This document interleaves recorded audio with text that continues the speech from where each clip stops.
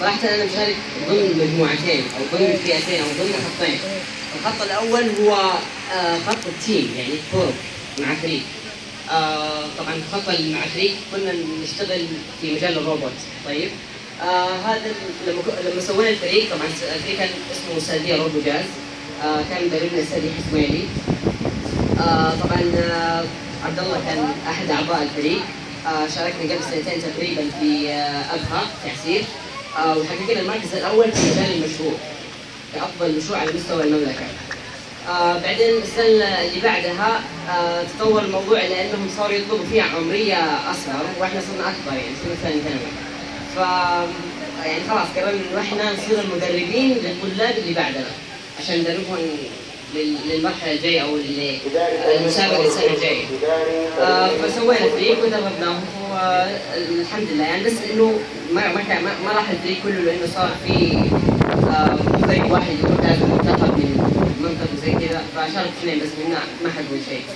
بعدين اتجه كل واحد منا إلى يشتغل كل واحد على حدة، يعني كل واحد يشتغل لوحده.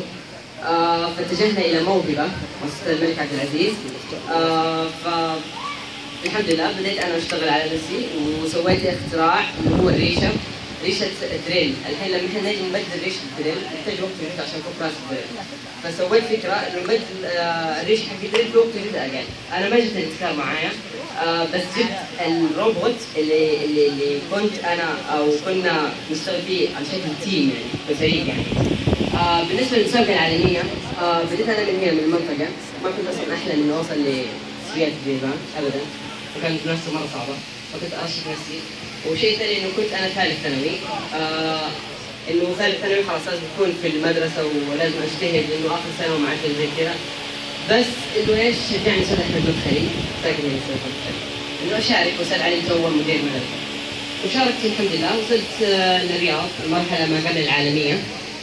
لما فزت في المركز الثالث على مستوى المملكه، ابدا ما كنت مصدق نفسي اني اكون في المستوى الثالث على مستوى الثالث على مستوى المملكه. حتى الاستاذ يحيى عيسى الحكمي مدير التعليم ابدا ما كان يصدق، لانه وصلنا المركز الرابع، يعود المركز الرابع خلاص يئس انه جيزان تحقق مركز الثالث. حتى وصل المركز الثالث يقول محمد ابراهيم سالم معشم من منطقه جيزان، فكلنا ما صدقنا يعني، حتى الاستاذ عيسى ما صدق انه حقق شيء هذا، بس الحمد لله. بعدين رشحونا الورشه التاهيليه في الرياض، كل اللي فازوا عشان ياخذ منهم نص العدد. وبرضه ما كنت يعني في مشاريع كانت مره قويه، وما كنت ارشح نفسي، كنت حاط نفسي -10 اني انا افوز او اني اترشح يعني المسابقه العالميه. فبعد اسبوع من الورشه التاهيليه رجعت هنا جيزان. جتني رسالة عن ايمن انه انا ترشحت لنفس على مستوى العالم في معرض ايتكس في ماليزيا. والحمد لله نفذت ماليزيا. ولما كان يعرض النتائج المعلق حق المسابقة، طبعا كانت مسابقة جدا صعبة.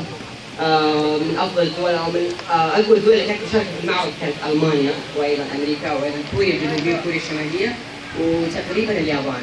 والباقي الدول يعني مو هو اكثر يعني. المهم بعدين لما كان يجي يعرض انه سيلفر، يعني انا سيلفر ميداليه فضيه الثانيه على مستوى العالم، بس قبلها هم معروفهم طريقته انه الشخص انه اول شيء جاني وفد تايلاند، دوله تايلاند، وزير التربيه والتعليم حق تايلاند، جاي يقول لي انت جلست مشروع فاز جائزه خاصه كافضل مشروع في المجال في المعرض.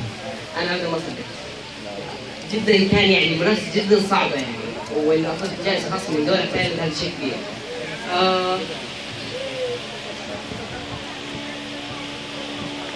وبعدين يوم النتائج كان يوم اعلان النتائج، كان يوم صعب جدا بعد 6 ايام من المسابقه ومن العروض يعني لاكثر من شخص زيارات مفتوحه.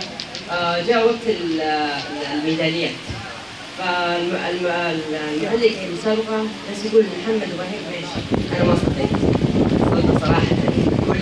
والشيء اللي اكثر فرحني انه كل السعوديين، كل التيم السعودي اولاد وبنات كلهم فازوا 7 ميداليات ذهبيه، وتقريبا 3 فضيه وواحده برونزيه و7 جوائز خاصه. السعوديه هي الوحيده اللي فازت كل التيم حقها بافضل المشاريع كلها ميداليات، جولد سيلفر برونز كلها، وايضا بجوائز خاصه.